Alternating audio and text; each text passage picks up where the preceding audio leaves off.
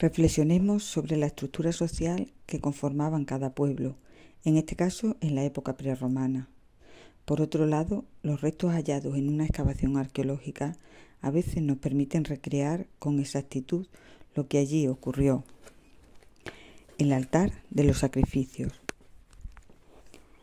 Los primeros fríos habían llegado al poblado. El sol ya no brillaba con la misma intensidad y las nubes y el viento anunciaban el nuevo año, cuya bienvenida sonora y festiva estaba prácticamente dispuesta. Mientras todos ultimaban los detalles para las celebraciones del día siguiente, Ostec continuaba con sus quehaceres diarios.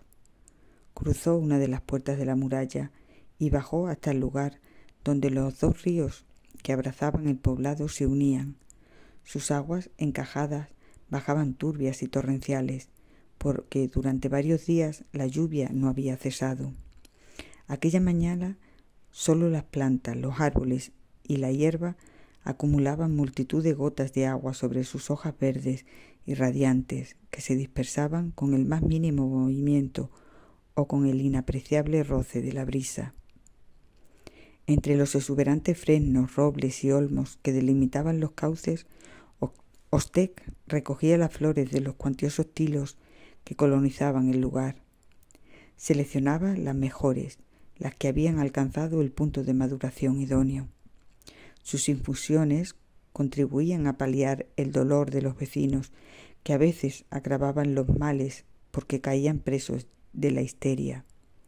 Antes de regresar, puesto que muchos enfermos ya le estarían aguardando en la puerta esperando un remedio, Ostec miró hacia el río, alertado por el alegre chapoteo de una nutria, y aunque resultaba muy difícil sorprenderlas, él había disfrutado de ese privilegio. Si hubiera estado allí su buen amigo, el adivino, posiblemente habría convertido aquel imprevisto en una señal de buenos augurios.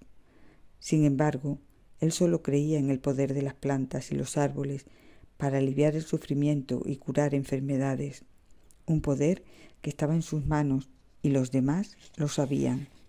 Los lugareños también temían a los dioses y al futuro, y por ello el adivino, como él, formaba parte de la élite social del poblado. Uno de los enfermos que aguardaba impaciente su llegada era el anciano del pelo grisáceo, aquejado de dolores en los huesos. Ostec sabía que aquello no tenía cura y únicamente pudo suministrarle una infusión de perejil para aliviar el dolor. Quien verdaderamente necesitaba sus remedios con urgencia era el herrero, que llegó con un brazo destrozado por la lanza que reparaba. Ostec, con las hojas de una col calentadas sobre una piedra al fuego, preparó una cataplasma que colocó sobre la zona afectada con el fin de que la herida cicatrizase.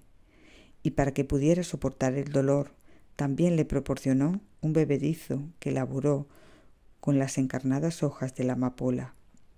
El herrero se marchó de allí agradecido y con el convencimiento de que viviría, porque aquel hombre así lo había querido. Ostec no hizo otra cosa que aplicar en cada caso los conocimientos que su padre le había transmitido durante años. Desde que era un niño, le fue mostrando las posibilidades que las plantas y los árboles atesoran en sus raíces, tallos, hojas y flores, y hasta en su misma savia, y le enseñó cómo prepararlos, sacándoles todo su jugo, a través de ungüentos, pomadas e infusiones. Pero sobre todo le enseñó algo que sin duda para él fue lo más importante. Le enseñó a utilizar las plantas con el único fin de conseguir la vida. Ambos conocían el gran secreto que guardaban las plantas. Si el poder de curar y el de paliar el dolor ya era inconmensurable, existía otro poder que iba mucho más allá y que su padre intentaba ocultarle, primando por encima de todo el don de las plantas para proporcionar el bien. Sin embargo, una cosa no podía existir sin la otra. Para saber utilizar todos aquellos remedios que devolvían la vida, era preciso conocer también los que la quitaban, porque a veces en una misma planta se hallaban las dos opciones, dependiendo sencillamente de la cantidad empleada. Ostec continuó atendiendo amablemente a sus pacientes y entre las muchas personas que se acercaron hasta la casa se hallaba su amigo el adivino, que desde hacía un tiempo pasaba con frecuencia a visitarlo, y siempre impulsado por el mismo motivo, un motivo que angustiaba enormemente al sanador y que evitaba en la medida de sus posibilidades. Aquella mañana, al escuchar su voz entre los enfermos que esperaban para ser recibidos, se recreó especialmente aliviando la irritación ocular que sufría una niña, aplicándole con suavidad un paño empapado en infusión de hinojo. Después calmó el dolor de un joven intrépido mediante un emplasto de orégano, y cuando al fin ya todos habían pasado, no tuvo más remedio que escuchar de nuevo la osada propuesta de su buen amigo. Llegaba el momento y era preciso tomar una decisión. El adivino consideraba que el tiempo de mando de su longevo jefe se había extinguido. Después de conducir a todo un pueblo por buenos senderos, ya no eran precisas sus doctrinas para la guerra, no había enemigos acechando, y era demasiado viejo para audillar a su gente. En cambio, ellos dos contaban con la edad apropiada y el poder suficiente entregado por su pueblo para perpetuar el relevo. Para ello, nadie mejor que usted tenía la solución en sus manos, en sus pócimas prodigiosas. Al día siguiente, durante la fiesta en la que se despedía el año que terminaba, el sacerdote oficiaría los sacrificios y usted sería el encargado de repartir la carne a los altos dignatarios locales. Sin duda, aquella era la ocasión perfecta. El supuesto verdugo escuchó atento sin pronunciar una sola palabra, hasta que el adivino, el autor de tal idea, se marchó de allí, creyendo que ya todo estaba decidido. Sin embargo, a usted le asaltaban miles de cuestiones que él mismo resolvía. Pasó la noche acurrucado en un rincón de la casa, arropado por varias pieles que aún conservaban el olor a monte. Por su mente pasó la mandrágora y la belladona, cuyos frutos sabían a muerte. Desde allí siguió con la mirada el silencioso movimiento de la luz del sol, que perforó la madera de una vieja ventana y que cada vez se hacía más intensa. Y desde allí escuchaba la música y la algarabía de la gente que bajaba llena de júbilo hasta la calle principal, hasta el mismo corazón del poblado, donde se hallaba el lugar sacro dispuesto para oficiar la ceremonia. Pausadamente se acercó hasta el recinto sagrado que se abría a la gran calle.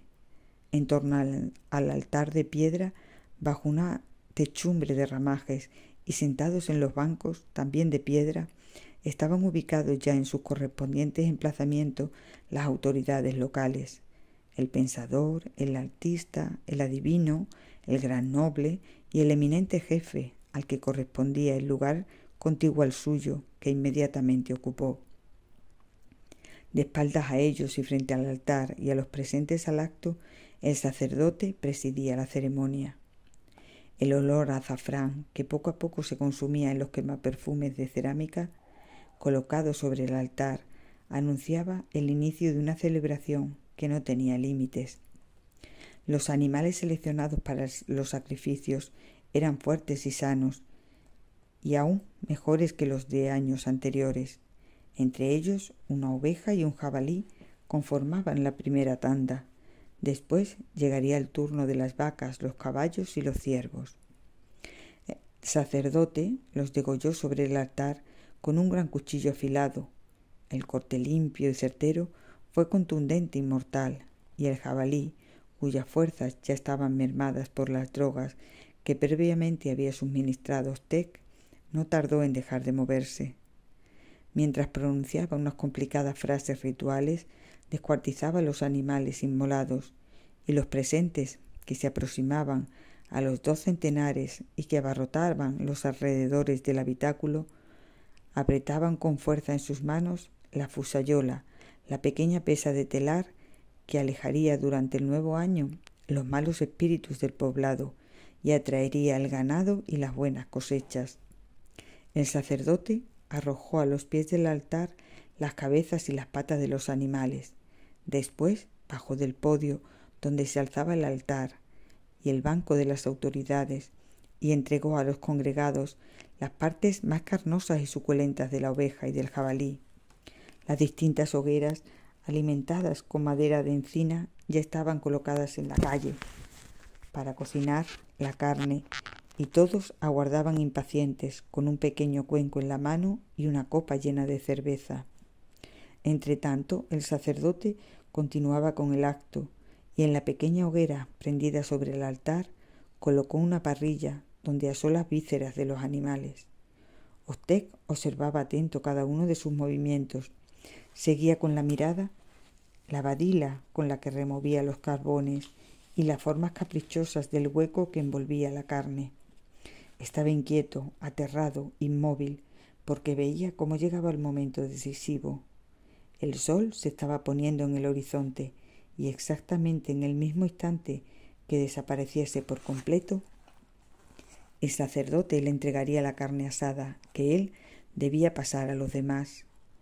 Muy poco tiempo después ya todo estaba preparado. El oficiador de la ceremonia entregó a Ostec de forma ritual un plato con la carne asada y una copa con la bebida elaborada expresamente para la ocasión y cuyo sabor resultaba desconocido para todos.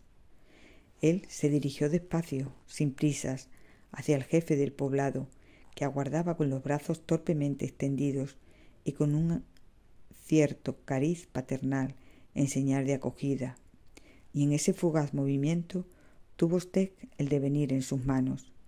Fue entonces cuando el gran noble, desde el otro lado del asiento, lo miraba fijamente.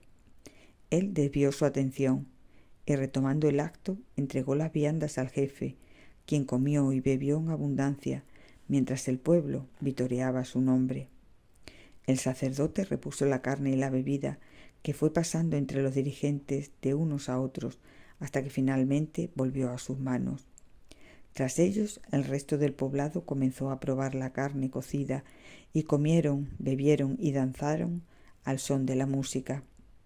Concluidas las invocaciones del sacerdote, el poeta también recitó sus versos, el filósofo proclamó sus doctrinas, y el danzante no paró de crear piruetas. Y cuando la carne se agotaba, de nuevo se recurría a los sacrificios. El ambiente, totalmente festivo, cada vez se distendía más. Pasó la noche, y las hogueras prestaban su luz a un oscuro entorno que arropaba a los niños cansados, pero llenos de ilusión. Y llegó la mañana y el crujir de los hielos, y al fin, cuando de nuevo tardecía, ya todos fueron vencidos por el agotamiento. Solo 2 hombres permanecían para entonces en pie, 2 hombres que observaban al resto y que se sentían felices, satisfechos desde su posición altiva y decisoria, 2 hombres que conocían bien a los demás y que estaban dispuestos a velar por ellos, por sus intereses y por su bienestar. Aquellos 2 hombres no podían ser otros que Ostec y el anciano y verdadero jefe y guerrero del lugar.